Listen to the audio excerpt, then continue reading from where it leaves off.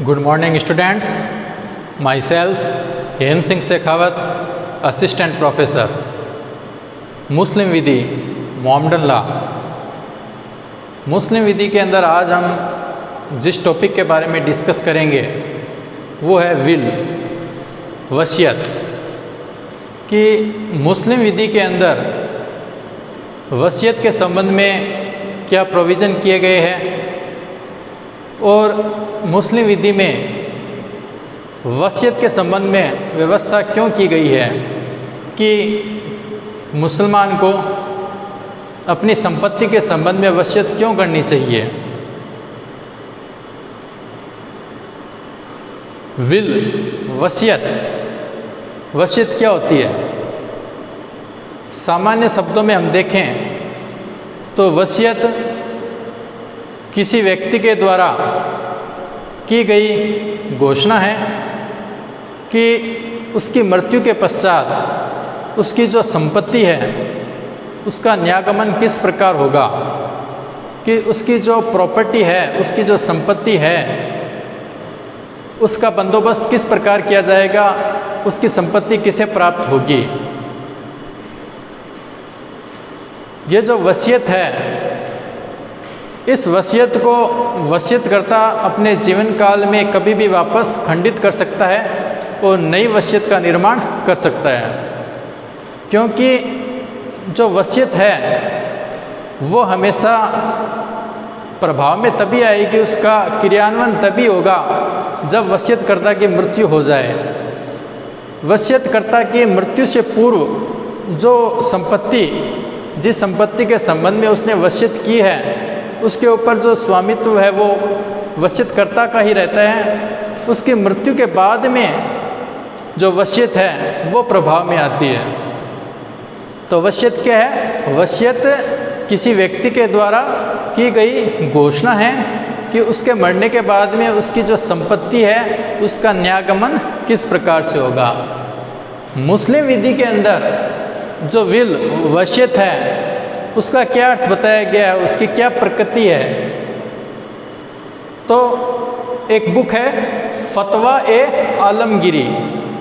फतवा ए आलमगीरी जो बुक है उसमें वसीयत को डिफाइन किया गया है कि वसीयत क्या है।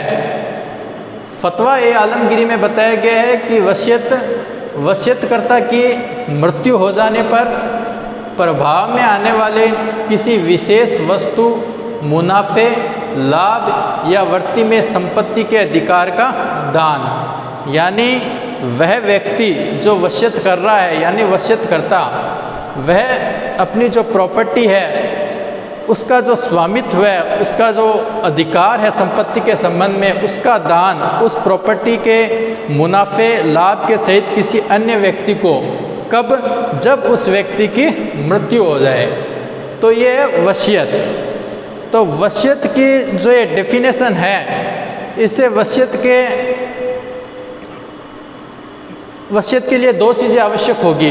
पहला कि जो व्यक्ति वसीयत कर रहा है वह उस प्रॉपर्टी के संबंध में, जिस प्रॉपर्टी के संबंध में वह वसीयत कर रहा है, उससे रिलेटेड जो उसका स्वामित्व है, ओनरशिप है, अधिकार है, वो किसी अन्य व्यक्ति को ट्रांसफ़र करना। और दूसरा, ये जो वसीयत है ये प्रभाव में कब आएगी? ये वसीयत प्रभाव में तभी आएगी जब वसीयतकर्ता की मृत्यु हो जाए। तो दो चीज़ें आवश्यक है। पहला, संपत्ति से रिलेटेड जो अधिकार है उसका किसी अन्य व्यक्ति को दान या अंतरण, और दूसरा इसका प्रभाव में ये तभी आएगी वसीयत जब वसीयतकर्ता की मृत्यु हो जाए। ये है वसीयत का क्या अर्थ है। फिर आता है कि मुस्लिम विधि के अंदर वसीयत को रखने की क्यों आवश्यकता हुई। वसीयत के जो कानून संबंधी प्रावधान हैं उनका उद्गम सोर्स क्या है। तो जो अमीर अली है, अमीर अली ने वसीयत को एक देवीय कार्य बताया है, एक देवी कृत्य बताया है। क्यों? क्योंकि जो होली बुक है कुरान शरीफ के अंदर भी वसीयत के संबंध में व्यवस्था की गई है कि प्रत्येक मुसलमान को अपने जीवन काल के अंदर अपनी संपत्ति के संबंध में वसीयत अवश्य करना चाहिए। क्योंकि कोई व्यक्ति है, उसके पास में जो प्रॉपर्टी है, उसके मरने के बाद में वो प्रॉपर्टी उसके वारिसों को तो प्राप्त होती ही है, परंतु उस व्यक्ति का किसी अन्य व्यक्ति के साथ में जो उसका रिलेटिव नहीं है, उत्तराधिकारी नहीं है, वारिस नहीं है, उसके साथ में कुछ प्रेम संबंध रहा है या उसने उसकी सेवा की है और वह उस सेवा का जो उसके प्रति उसने जो उसका उपकार किया है, उसके प्रति उसका जो स्नेह है, वह अपनी संपत्ति के संबंध में उसके लिए भी कुछ व्यवस्था करना चाहता है, तो इसके लिए वसीयत का प्रावधान किया गया है कि कोई मुसलमान वसीयत करके किसी अन्य अजनबी के पक्ष में भी अपनी जो प्रॉपर्टी है उसको दान कर सकता है, उसको अंतरण कर सकता है। पैगंबर मोहम्मद साहब ने भी यह कहा है कि जब तक कोई व्यक्ति अपने जीवन काल में अपनी प्रॉपर्टी के संबंध में वसीयत नहीं कर ले, तब तक उसे 2 रात भी नहीं सोना चाहिए। इससे रिलेटेड एक सुन्नत है कि एक बार एक व्यक्ति थे जिनका नाम था साद इब्न अबी वक्कास। ये पैगंबर मोहम्मद साहब के पास में आए और पैगंबर मोहम्मद साहब से उन्होंने कहा कि उनके पास में प्रॉपर्टी है, संपत्ति है और वह चाहते हैं कि वह अपनी संपत्ति के संबंध में वसीयत करें, तो क्या वे ऐसा कर सकते हैं? तो पैगंबर मोहम्मद साहब ने उन्हें कहा कि आप बिल्कुल ऐसा कर सकते हैं, क्योंकि कुरान के अंदर भी इस बात का उल्लेख है और ये एक दैवीय कार्य है कि प्रत्येक व्यक्ति, प्रत्येक मुसलमान अपनी संपत्ति का वसीयत कर सकता है। तो उन्होंने कहा कि क्या मैं जो अपनी प्रॉपर्टी है, उस प्रॉपर्टी को मेरे जो वारिस है उनको छोड़कर क्या किसी अजनबी के पक्ष में भी वसीयत कर सकता हूँ? तो मोहम्मद साहब ने कहा कि आप किसी अजनबी व्यक्ति को जो आपका उत्तराधिकारी नहीं है उसके फेवर के अंदर भी वसीयत कर सकते हो। कहने का मतलब है कि किसी अजनबी व्यक्ति के पक्ष में भी मुस्लिम विधि के अंदर संपत्ति का वसीयत किया जा सकता है। तो साद इब्न अबी वक्कास ने कहा कि क्या मैं मेरी पूरी प्रॉपर्टी अजनबी के पक्ष में वसीयत कर सकता हूँ? तो मोहम्मद साहब ने कहा नहीं, आप अपनी जो प्रॉपर्टी है उसका केवल 1/3 हिस्सा किसी अजनबी के पक्ष में कर सकते हो। क्यों?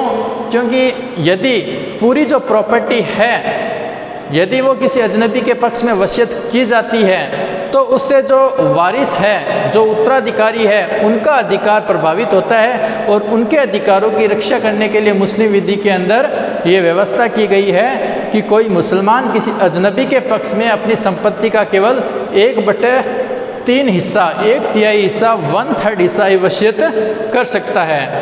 तो वसीयत का क्या अर्थ है? वसीयत के कानून का उद्गम, मुस्लिम विधि के अंदर वसीयत के कानून का उद्गम क्या है? स्वयं कुरान शरीफ, स्वयं मुस्लिम विधि के अंदर वसीयत को एक दैवीय कार्य माना गया है और मोहम्मद साहब ने भी वसीयत को क्या किया है? समर्थन किया है। फिर है कि वसीयत किस प्रकार से की जाए? क्या वसीयत के लिए कोई निश्चित निर्धारित फॉर्मेट है? मुस्लिम विधि के अंदर वसीयत के लिए कोई निश्चित और निर्धारित प्रारूप नहीं है, कोई औपचारिकता की अपेक्षा नहीं है। वसीयत मौखिक रूप से भी की जा सकती है और लिखित रूप से भी की जा सकती है।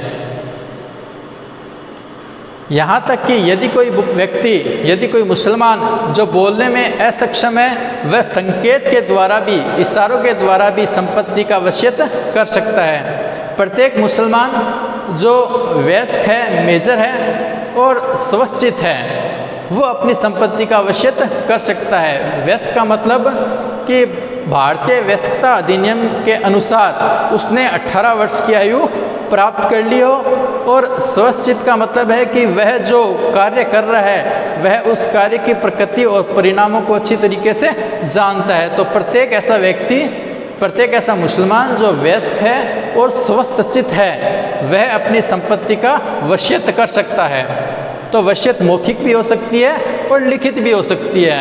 यदि लिखित रूप से वसीयत की जाती है तो जो दस्तावेज तैयार किया जाता है उसे अपन किस नाम से बुलाते हैं? उसे हम बुलाते हैं वसीयतनामा। वसीयतनामा। यदि वसीयत लिखित रूप में की गई है तो जो डॉक्यूमेंट तैयार किया जाता है, जो दस्तावेज तैयार किया जाता है, उसे कहते हैं वसीयतनामा। इस वसीयतनामे का रजिस्ट्रीकरण करवाया जाना आवश्यक नहीं है। अब वसीयत यदि मौखिक रूप से की गई है तो जिस व्यक्ति ने वसीयत की वो तो मर गया, उसकी मृत्यु हो गई। तो अब इस बात को साबित करना कि जिस संपत्ति के संबंध में वसीयत की गई है वह उस व्यक्ति के फेवर में की गई है, तो वसीयत ग्राही जिस व्यक्ति के फेवर के अंदर वसीयत की गई है, अब उस पर बर्डन ऑफ प्रूफ, सबूत का भार रहता है कि वह यह साबित करे कि वसीयत वास्तव में उसके फेवर के अंदर की गई है। तो आज हमने इस वीडियो के माध्यम से यह जानने का प्रयास किया कि मुस्लिम विधि के अंदर वसीयत के संबंध में क्या प्रोविज़न किए गए हैं, क्यों किए गए हैं और वसीयत किस प्रकार से की जा सकती है। नेक्स्ट जो हम टॉपिक डिस्कस करेंगे वो इससे रिलेटेड ही है कि वसीयत जो है उस वसीयत के क्या आवश्यक तत्व है, कि वसीयतकर्ता कौन हो सकता है, किस संपत्ति का वसीयत किया जा सकता है, वसीयत ग्राही कौन हो सकता है। अजनबी व्यक्ति के फेवर के अंदर यदि वसीयत की जा सकती है तो सुन्नी और शिया इन दोनों वीडियो में क्या डिफरेंस है, ये सभी टॉपिक हम अपने जो नेक्स्ट वीडियो बनाएंगे उसके अंदर डिस्कस करेंगे। Thank you so much.